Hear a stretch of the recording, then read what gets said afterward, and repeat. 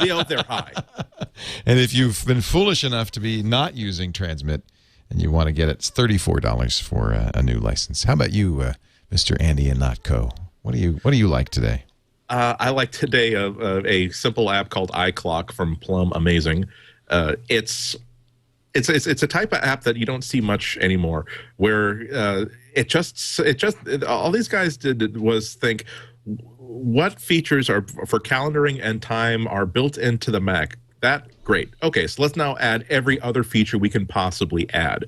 So if it has to do with dates and times, this app will let you do it. If you want an enhanced version of the clock in the menu bar, it'll give you that. If you want to have it reflect multiple time zones, so that if you're doing business in like multiple cities and you need to know, okay, I've got 3 columns due, one to an editor in London, one to an editor in Chicago, and one to an editor in San Francisco.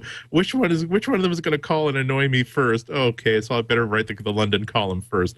Maintaining multiple time zones and stuff like that. Maintaining multiple alarms for things. So you get reminded of a project that's going to be due in 28 days or 27 days or something you need to start preparing for. A simple floating palette view of your iCal, so that you just need to get a quick eyeball on. If someone has asked me if I'm going to be available on the 4th, can I quickly say yes or no? Because I need to know if I'm available that day or not. It'll give you that. It'll give you to-dos. It'll give you desktop clocks. It'll give you lists of uptime on various apps that you're using. I could spend the next 20 minutes just going over feature by feature. I do like elegance in an app. What I like about Transmit is that it hides most of its features. It hides most of its power from you, and the idea of making sure that's just focused on the one task of moving a file from one place to another.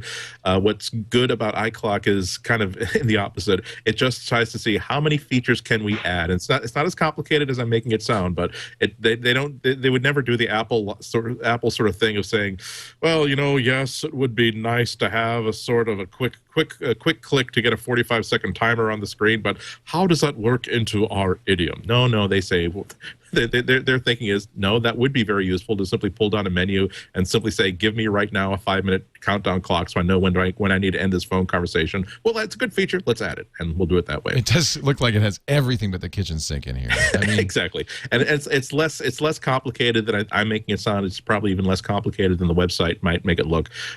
If you can include the features that you want and leave behind the features that you don't want.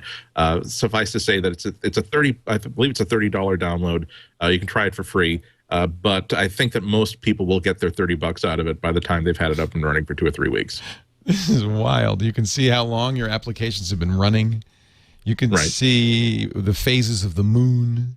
Right. You can see Apple's stock price. Exactly. Just anything. If you could put it in a menu, they've done 217 days till Christmas.